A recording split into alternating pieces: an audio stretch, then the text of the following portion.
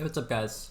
I'm going to be taking a look at 33's gameplay in this Tundra secret match. As I was watching this, I was just noticing like all these super small things that he does that like just give him this like crazy advantage, and like these crazy things that pros do, right? So I'm going to like just point some of them out. I'm not going to talk too much about like general things or like what happens this game, but I'm just going to like show you like what he does. These like little small things that are like pros do for these ridiculous like efficiencies and things. So hopefully you think that's interesting.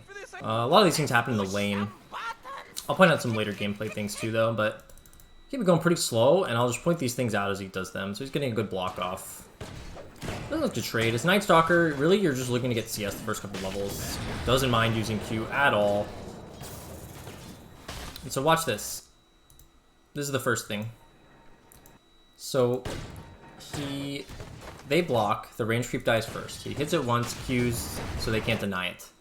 Instantly pulls aggro. And if you don't know, the creep aggro mechanic, the creeps will follow you for like 2.3 seconds or something like that, but then there's an internal cooldown before you can aggro them again of 3 seconds. And so there's this like 0.7 second gap where you can right-click an enemy hero and they won't aggro on you again because their internal cooldown hasn't reset. So that's what he does here. And he just gets like one pot shot off. But look, the creeps still attacked his creeps. Like they didn't aggro to him. And then he actually did aggro them there. I think he just right-clicked to do so one more time. And then look at this. Look at this. This is so sick. I feel like I need to slow it down to like really capture this so you guys can see it well. So watch his positioning. Look at, he moves his hero model so that the Medusa cannot click this creep. The Medusa can't click this creep. Like, you can't even see it. Like, it's this tiny creep down here. He moves his hero over the creep so that the Medusa can't click on it and get this CS. Look at, the Medusa clicked him instead of the creep. And he just right-clicks the creep twice and gets this denied. Like, what the fuck? This is so cool. And so I will not watch the whole thing at 0.25. We'll speed up again. Like, who fucking does this, dude? They're like kind of okay with pushing it in because then it'll bounce back. He uses his Q again for CS. He hasn't used his Q on the enemies once so far. This is a mess up from him. And he's like just going for these really aggressive denies under tower, but he does not have a creep wave coming. So he's going to tank like 6-7 tower shots here and feed. I don't know what he was thinking here. I think he must have thought that this wave was coming sooner and was like gonna be under the tower. Like that's the only explanation I have for how he like messes that up. Another thing I'll point out is like how little regen he's gonna buy. I'll point out later, but like these are starting items. +6 all stats, super efficient. Sox has given him like 1 tango so far. He buys 1 sal for himself, and that's all he's gonna get. This hero needs wand, so this is a really nice item build for this hero if you can get away with it, because you want the wand anyways. You love the stats because the agi gives you attack speed, which you desperately need. Then the stats are really just nice for last hitting. +6 kind of replaces a quelling blade, close to it. Notice he's not being aggressive at all. This is another little thing that you need to do against Medusa, is you can go for these denies, but the last creep of the wave, you cannot go for this deny, or you're going to tank a snake like Saksa does here. I think Saksa thought it's worth tanking a snake for him because he's a support, and maybe he gets lucky and gets the deny anyways, and it's worth. But as the offlane player against like a Medusa carry, you can't go for that deny, or you're just going to tank a snake every time. So notice his carry's getting gone, or his support's getting gone on. He doesn't really care. Throws out a W, I think for the cogs. He took W level 2, I think, so that he can stop this clockwork from using cogs. Notice he still doesn't care. Saves Q, secures a deny, and then he holds it outside of tower. This is like most immortal players will do this, but like if you're below immortal, like this, you have to do this. You have to hold it outside the tower so the creep equilibrium is as in your favor as possible. It's Q to secure the last hit on the range, and here it's really important that you drag these creeps up to here, because you need this. Like if you, otherwise you're gonna miss these creeps, right? So you just have to connect back to the other creep wave. I do see people mostly low MMRs miss this stuff, so this isn't like crazy advanced, but it's important. So the lane's pushing it again, so this will set up for like a good like time for like him to CS, where like it's gonna be right outside of his tower again, and they'll have a lot of kill threat. I think the regen and the armor that this gives you is really good against these ranged right clickers. Gives you the regen and the armor to like just out sustain their harass. So the lane's pushing in again here, and it becomes nighttime. And as soon as it becomes nighttime, you'll notice that they like are fine to make a play. So look at the enemy. Normally, the enemy has 4 creeps here, and you have 1 that's about to die. This is usually not when you want to be aggressive, but because it's nighttime and because they know Clock's over here, they just saw him. They go for this aggression here. Do they kill this guy? They do, and they time this with the Zeus ult, and this is just super high level pro coordination. Good luck getting that to happen in your pubs. This guy's level 4, this guy's level 3, and this Medusa just dies from full because Zeus ult just does a ton of damage, but they did maximize, right? As soon as it was nighttime, they looked for an opening, and they found it right away. And it's really hard as the carry to avoid that. You have to, like, know that Zeus has ults, they have to have communicated to you, and even then, he was not, like, way out of position. He was barely outside of his tower. 1 Q, 1 stun, and 1 Zeus ult. Dead. So here, this is really important to do. This is not, like, unheard of in like immortal games, but like you drag the creeps away so that your catapult gets free damage on this tower, and if he doesn't do this, then this tower takes almost no damage because his creeps die pretty fast while the other enemy creeps are there. The Medusa doesn't have to tank these creeps, and then, you know, maybe the catapult still gets some good damage off, but as a result of this catapult does like 550 damage, 540 damage to this tower for free as a Night Stalker, right? You're not a hero that like applies a lot of tower pressure. So just rushing the armlet, Blades of Attack next. Notice how little regen he's buying. He's not flying himself out like extra tangos. He's not bringing himself out a mango. He's like kind of okay, like chilling at like this lower mana and being okay with that and just not spending any gold on this regen, which I think is really interesting. I feel like based on watching this, I feel like I overbuy regen. Like I'm always like, oh, I need more mana. I need, you know, I don't like sitting at this mana, but he's totally okay with it, which I think is really cool. It's just efficiency and hitting those item timings. And he's holding his skill point at 6 here. This is something that like especially these later skill points, like a lot of people hold skill point at level 1 maybe, right? But these pros, they're always holding skill points, deciding like what they're gonna need. Is he gonna need his level 6? Is he gonna even have mana for it? Like what's the point of leveling it up if you don't have mana? Things like this is like what they're thinking about. And they'll literally just hold it until they need it, or until they hit their next level.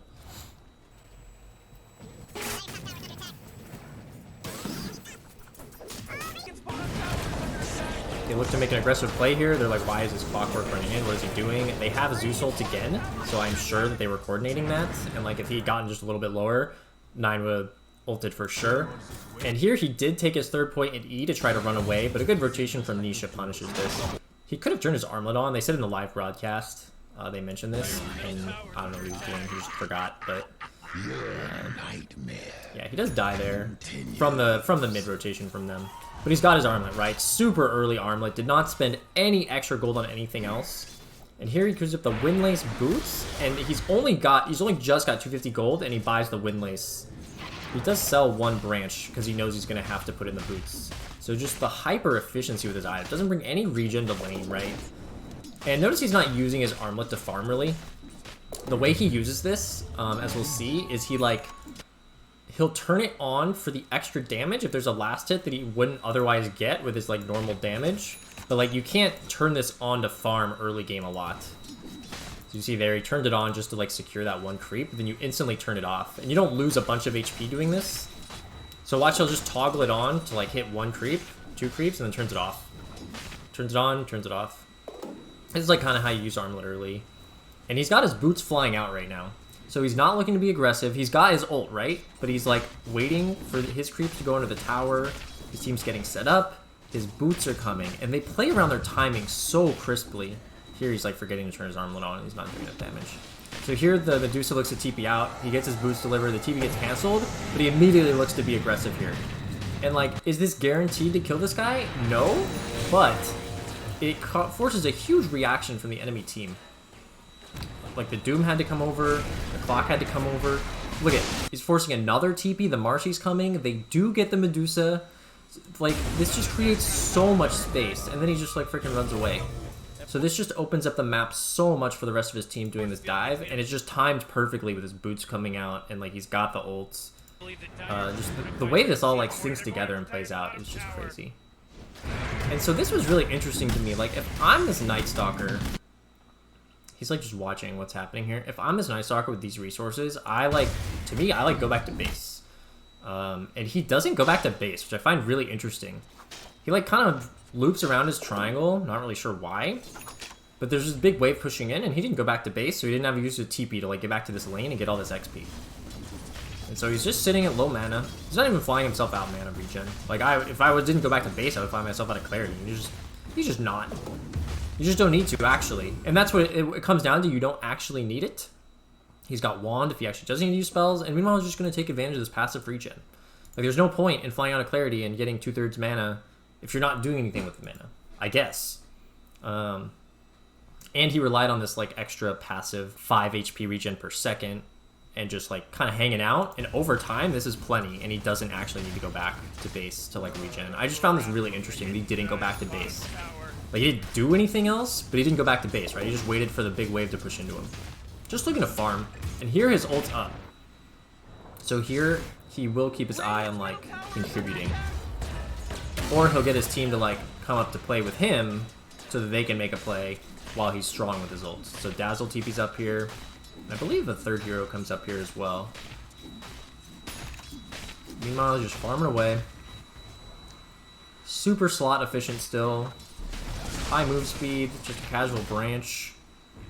Ogre Axe, I mean, he's sitting at 1500 HP at 13 minutes into the game. Like, he's terrifying. When he turns on his armlet, it's even more. It's like almost 2k HP. This is basically a free tower. They're like, nah, we're not going to fight into this Night Stalker with ult. What he does here is he pushes his wave out. You know, you're the offlaner, right? You're chilling. He's got his ult up. And I think also, like, his next item is going to be Shard. And he has farmed enough gold for Shard. Because what he does here is he walks mid. Well, he walks up the lane and the Nisha shows and pushes out this lane. And so if it were me, I was like, well, I would just farm this next wave. Like this wave. I would farm this wave 100%, right? I'd want to push that out. You're always told to push in. You know, I tell my students, push in the waves as close as you can to their tower without dying, right? This, like, you're not going to get ganked here probably, right? Maybe he thinks he will. I don't know. Because he did just see the Pango there. So maybe he is worried about dying or something. But he also has enough gold for his next item, which he can't buy for another minute anyways. And he's got his ult. So he's like, I don't actually care about pushing this in. Okay, now he sees them all bottom, right? So maybe now you go push the wave out, right? No, he just walks mid. He's going to look to make a play for this mid tower against the enemy team while he's strong. He's got his ult, he's got his armlet. He's got enough gold when it's ready for the shard. He doesn't need to keep farming. So he's literally identified. He's like, I don't need more gold right now. Until, like, the shard...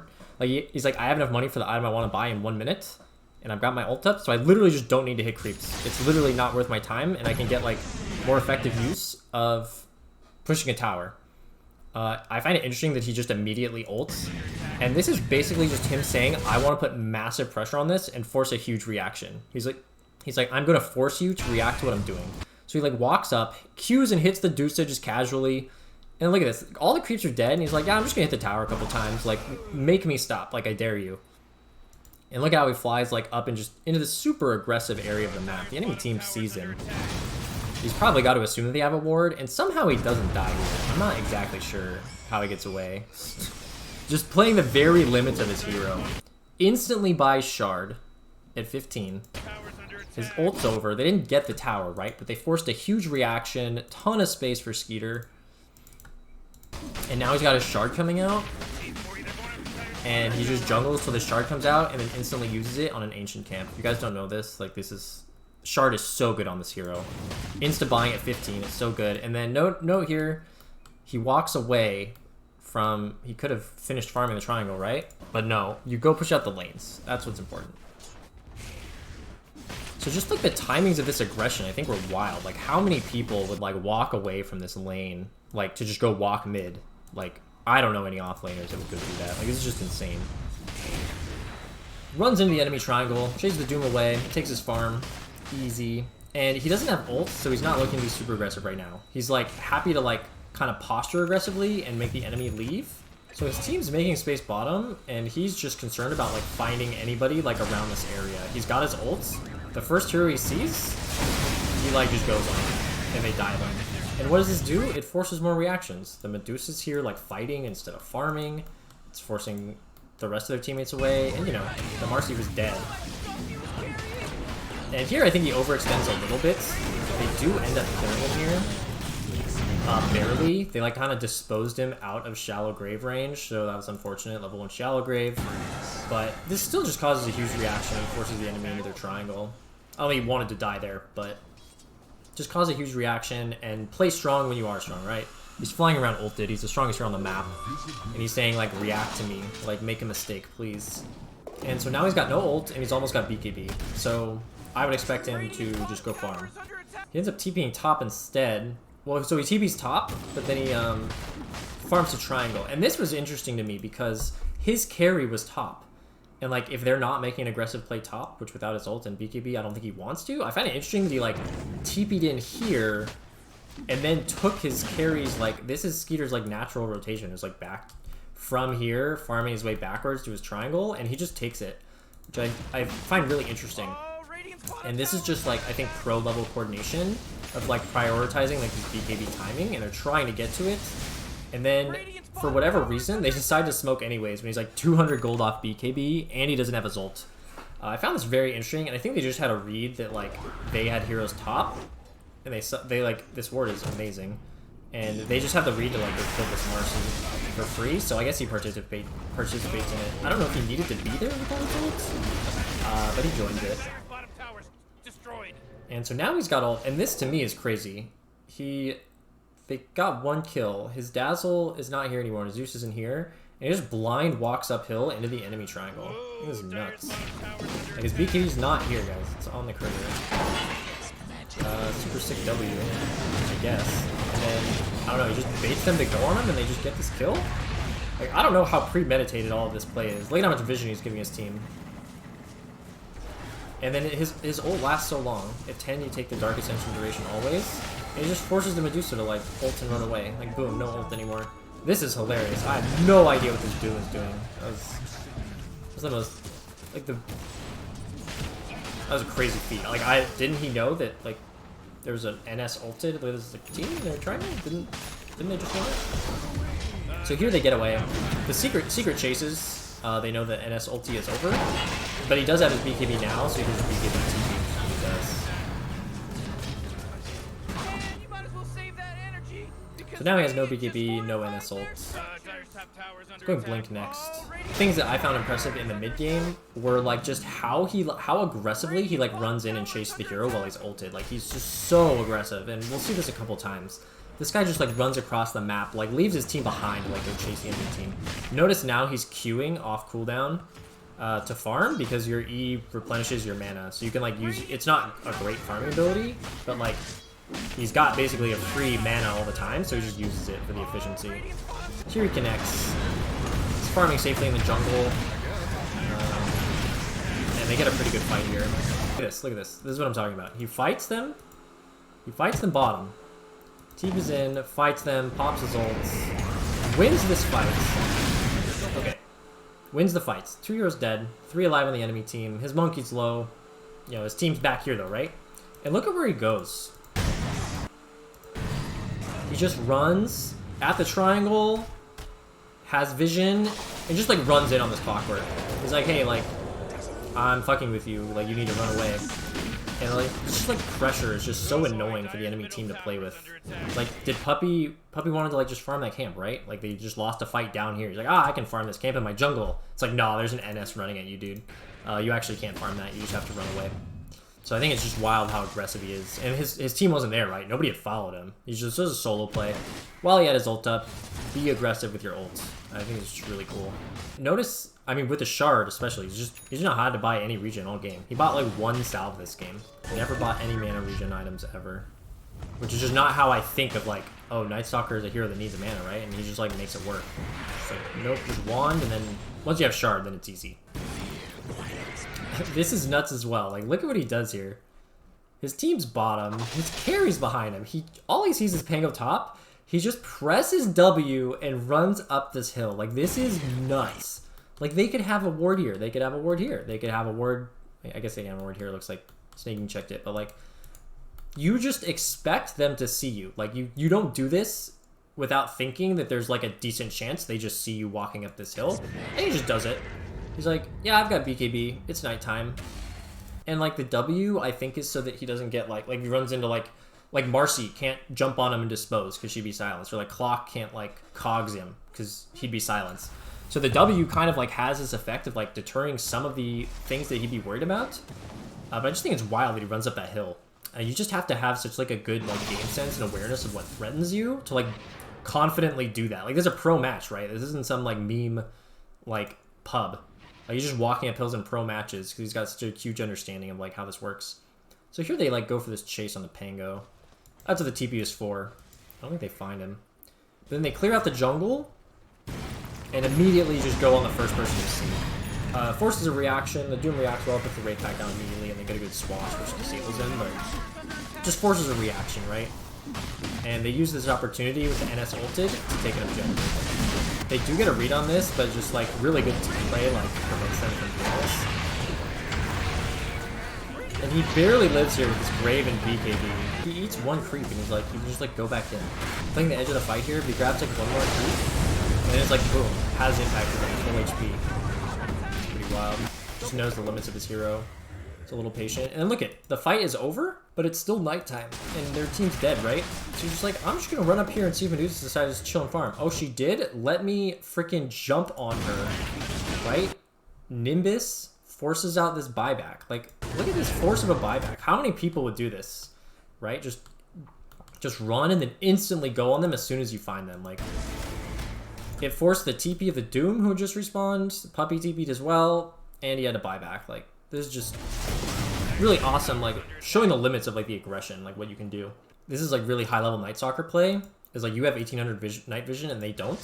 So like he scouts, they don't see him here. He sees them, but they do not see him. He's pinging him out. Puppy might have seen him there. Actually, let's check just because I'm curious. So they're walking out of base. They don't see this guy. They don't see him. I don't think they saw him at all. Just showing the minimap. I'm just gonna check. I'm just gonna keep my camera here. Do they see this NS at all? They literally don't see him. He's right here. And they just don't see him, and he sees them. And now they see him, but like at this point, Skeeter's like right behind him. So here his ult is coming off cooldown again, so he's gonna regroup with his team. He like kind of like walks to this camp, he's gonna respawn soon, and then I think he realizes like he's strong and should be strong, and it doesn't even call him. So I think he just realized that he should have been doing something else. Here they actually get a really sick pick off a ward, just instantly not afraid to like ult, blink, silence.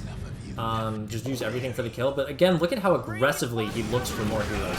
He forces all their heroes back into their base, and they find this Medusa, like, completely separated, right? Her whole team's over here. He just zoned them over here, so this is just the freest Medusa kill ever. Actually, this forces a Nisha buyback. Medusa doesn't die. But, like, this is the second buyback he's forced with just this constant aggression. Like, it's just net worth damage to the enemy team and, like, sets up, like, win conditions, right? They kill Nisha, like, they get a Rex now, right? It's just so oppressive for the enemy team, just having to react to these like insanely aggressive plays that he does every time he's ulted, and like uses the full duration of his ults for maximum aggression. Does not like stop just because like he's zoned them a little bit. Just keeps looking. His ult's back up. They're happy to find anybody. And here it's really important to like use your abilities, right? This Marcy like BKB armlets toggles on and TPs to give her max HP, right? They don't have anything that cancels, so he pops his ult for the extra 150 bonus damage, and they barely get her, like, right? Because Zeus Dazzle and support MK are not right clicking for that much. I guess the Jingu was a lot, but I think they needed like those extra 3 hits with 150 bonus damage to get that kill. And he's not afraid to pop his ult, and then look at his team's like kind of following behind him, but look at, he's like, I don't care guys, like I'm going. And Monkey's like, wait for me, and he just like runs like a madman straight into the jungle, just like last time, right? He's like, deal with me, I'm coming for you, I'm ulted. And this just again forces a reaction. All their heroes are here. This doesn't end up being a good fight. I think his team like kind of overcommits a little too hard here when they didn't need to. But like you see like the intent, right? Is to just force this huge reaction. Like once they had forced them all like to the most defensive area of the map for them, like I think they could have backed off and had some space. This like goes okay, and like Marcy was dead, but like I don't think like if you like asked them like after the fact, if they would have been like super happy with the fact that they like committed on that versus just letting 33 like zone them all and then like taking advantage of the space. I think it's interesting here that he like shares the triangle with his CK. Like, you know, like most carries would be like flaming their offlane and be like, dude, why are you taking my farm? Can you go farm anywhere else? But they really prioritize 33 like getting farm, and they don't want to spread out too much. So like, presumably Skier's okay with it. And again, just W's and walks blind up this hill when they could easily have a ward here. And Dazzle's dead. Like, yes, they're ahead, but like, you know, pro teams can punish this kind of thing. And he just has such a read of the game of like what he can get away with. It's insane. Giving his team really good vision. Like, he is a ward, basically. Like, he will see anybody on the enemy team coming before they see him. They finally like look to like get some D wards here. Because they don't know. They didn't check at all if they had a ward here. And they didn't, but like, you know, he didn't know that. He might have had an idea, but he didn't know. And here they just got a really good fight off the vision. And just kind of just ran in and got gone on by a very good displacement. It is notable though that they like don't keep roshing and that they just like chase, right? They've got the NS ulti, they're super strong. Like, getting more kills is like the best they can hope to like do here. And they don't even go straight back to Roche, right? They're just like, oh yeah, let's like hit their triangle, let's like hit their towers. They're dead, right? They can't stop us from doing this. Maybe we can just take Roche later. Or Juice is dead forever, right? Maybe we can force a buyback or get a Rax. And look at this, he just aggressive jump again. He's like, I will jump on you. I am looking to be aggressive still. Forces the enemy team to play so careful. Here they set up on this guy. This is like a kind of a high level play because like most people would expect the team that just took your Rax while you have a dead carry. They're like, oh yeah, like they're gonna go finish the Roshan, right? And like, nah, they TP like 3 heroes bottom and get this like super insane, like Ice is not expecting to get ganked by 3 heroes. There's no way he thinks he's getting ganked by 3 heroes here. Like, let's just go back 1 minute and just watch from the perspective of Secret. Well, we'll zoom forward a little. They get the Rax, right? They get the Rax. Ice is like, yeah, like, I can't do anything about this. We're losing a Rax here for sure. And they're probably going to rush after. So, like, what does he do? He splits. Like, this is good play from Ice. He still sees the mid. Just getting what farm he can. Ice got dumpstered in lane this game, so he's, like, super poor. Right, they see Zeus, and he's like, oh, yeah. Like, I'll just farm this. And, like, the instant he shows him his way, I mean, he's showing on the ward, but, like, from Ice's perspective, he's just like, what the heck is happening to me? Like, how am I dying to 3 heroes right now? Why are they not roshing? This is just, like, super oppressive play from Tundra. It's kind of demoralizing, honestly. Like, I don't know if it's objectively correct to, like, go for that kill versus, like, go do the Roshan, but looking for more pickoffs instead of roshing. Just so oppressive with, like, playing at nighttime. They're just like, yeah, we just care about kills right now. And look at this. They don't do Roshan. This game's ending. They don't do Roshan. They just find pickoff after pickoff after pickoff. Another pickoff with the nullifier. And it just jumps in W's. Doesn't even use his Why do I bother? This game's basically over here, but hopefully that was entertaining. And you can kind of see like these insane things that these pros do. Like, I'm sure if you watched every pro player, like, you would see them do stuff like this. But it's just cool how many like little plays, and he probably did things this game that I didn't even like notice or like take note of because I'm like not good enough to notice it as a 6.8K player. But hopefully you found that really interesting, and I'll see you in the next video.